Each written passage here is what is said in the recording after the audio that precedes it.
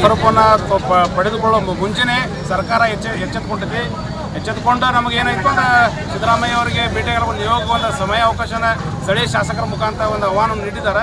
ಆ ಆಹ್ವಾನಗಳನ್ನು ನಾಳೆ ನಾವು ಅವರ ರೂಪರೇಷೆಗಳನ್ನು ಆಲಿಸಿ ನಮಗೆ ಸೂಕ್ತ ಎನಿಸಿದ್ರೆ ನಮ್ಮ ಹೋರಾಟನ ಬಿಡ್ತೀವಿ.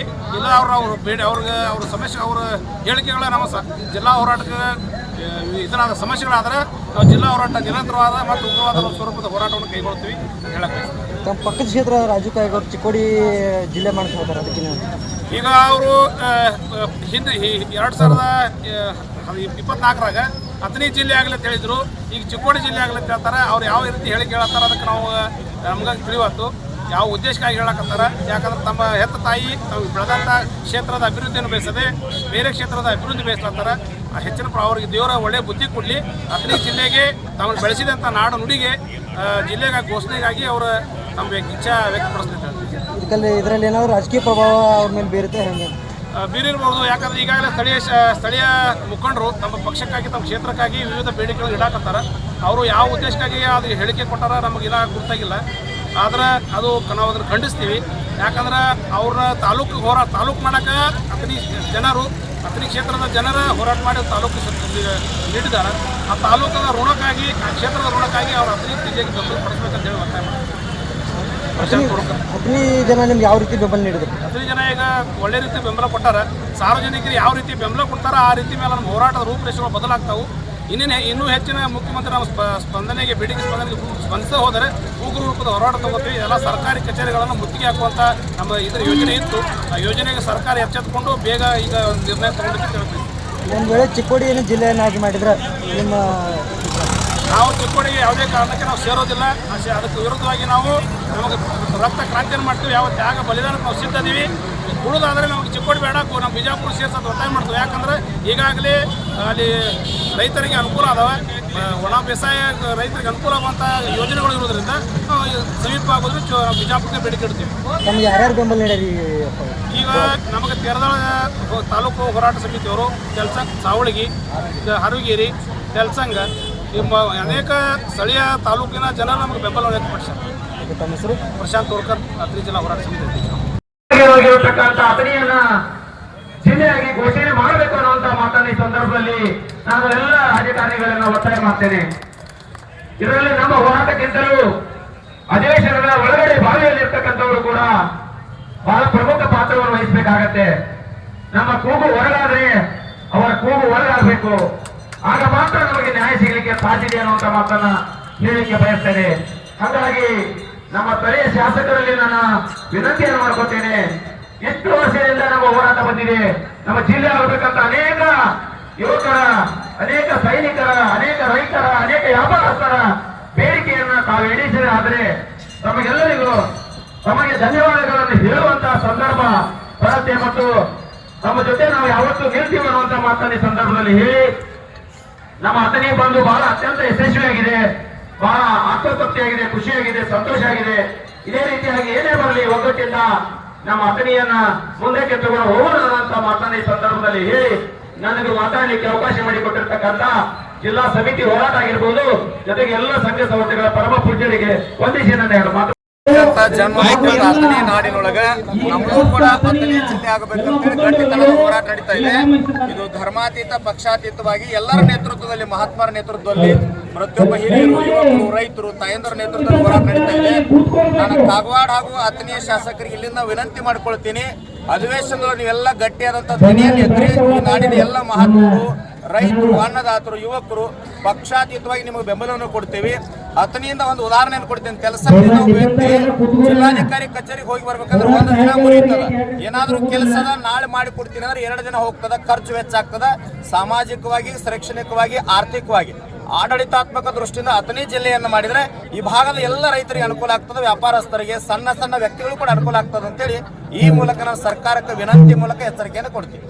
ಅಥಣಿ ಜಿಲ್ಲೆಗೆ ಉತ್ತರ ಕರ್ನಾಟಕದ ಜಿಲ್ಲೆಗಳು ಮಲತಾಯಿ ಧೋರಣೆಯಿಂದ ಇನ್ನೂ ಸ್ವಲ್ಪನೇ ಇದ್ದಾವೆ. ಎಲ್ಲ ದೃಷ್ಟಿಯಿಂದ ನಾವು ಅನ್ಯಾಯಕ್ಕೆ ಒಳಗಾಗ್ತಾ ಇದ್ದೀವಿ.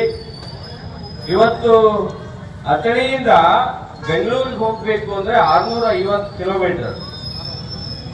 ಅಲ್ಲಿ ಸುತ್ತಮುತ್ತ ಇರುವಂತ ಜಿಲ್ಲೆಗಳ ಜನ ಬೆಳಗ್ಗೆ ಆಯ್ತು ಅಂದ್ರೆ ವಿಧಾನಸೌಧ ಮುಂದಿರ್ತಾರೆ. ನಮ್ಮ ಜನ ಹೋಗಿ ಬೆಂಗಳೂರು ಯಾರ ಒಬ್ಬ ಆಫೀಸರ್ ಒಬ್ಬ ಯಾರ ಕಂಡು ಬರಬೇಕು ಅಂದ್ರೆ 5,000 ರಿಂದ 6,000 ಬೇಕು. 6,000 ರೂಪಾಯಿ ಖರ್ಚಾಗ್ತದೆ. ಆದ್ರೆ ಇವತ್ತು ಶಕ್ತಿ ಸೌಧ ಅಲ್ಲಿರೋದ್ರಿಂದ ಎಲ್ಲಾ ಉಪಯೋಗವನ್ನ ದಕ್ಷಿಣ ಕರ್ನಾಟಕದವರು ಬಹಳ ಚೆನ್ನಾಗಿ ಯೂಸ್ ಮಾಡ್ಕೊಳ್ತಾರೆ. ಉತ್ತರ ಕರ್ನಾಟಕದವರು ಸ್ವಲ್ಪ ಮಾತು ಹೊರಟು ಅದರ ಹೃದಯ ಹೂವಿನಂತ ಹೃದಯ. ನಮ್ಮ ಜನ ಹೃದಯವಂತರು, ಅವರು ಬುದ್ಧಿವಂತರು. ಬುದ್ಧಿವಂತಿಕೆ ಮೋಸ ಮಾಡ್ತಾರೆ, ಹೃದಯವಂತಿಕೆ ಮೋಸ ಮಾಡೋದಿಲ್ಲ. ಇವತ್ತು ಕರ್ನಾಟಕದ ಗಡಿ ಭಾಗದಲ್ಲಿರುವಂತ ಅಥಣಿ ಒಂದು ಜಿಲ್ಲೆ ಆಗ್ಲಿಕ್ಕೆ ಎಲ್ಲಾ ರೀತಿಯಾಗಿರುವಂತ ಅರ್ಹತೆ ಇದೆ. ಜೊತೆಗೆ 6-7 ಕಬ್ಬಿನ ಫ್ಯಾಕ್ಟರಿಗಳಿದ್ದಾವೆ. ಭೌಗೋಳಿಕವಾಗಿ ಎಲ್ಲಾ ರೀತಿಯಾಗಿರುವಂತಹ ಸಮರ್ಥತೆ ಇದೆ. ಅದಕ್ಕೋಸ್ಕರವಾಗಿ ಕರ್ನಾಟಕ ಸರ್ಕಾರ ಅಥಣಿಯನ್ನ ಜಿಲ್ಲೆ ಮಾಡಲೇಬೇಕು. ಇಲ್ಲೇ ಹೋದ್ರೆ ನಮ್ಮ ಹಲವಾರು ಜನ ಹಿರಿಯರು ಹಲವಾರು ವರ್ಷಗಳಿಂದ ಉತ್ತರ ಕರ್ನಾಟಕ ಅದು ಒಂದು ಹೊಸ ರಾಜ್ಯ ಆಗ್ಬೇಕು, ದಕ್ಷಿಣ ಕರ್ನಾಟಕನೇ ಬೇರೆ ಆಗಿ ಉತ್ತರ ಕರ್ನಾಟಕನೇ ಬೇರೆ ಆಗಿ ಅನ್ನುವಂತ ಕೂಗಿತ್ತು.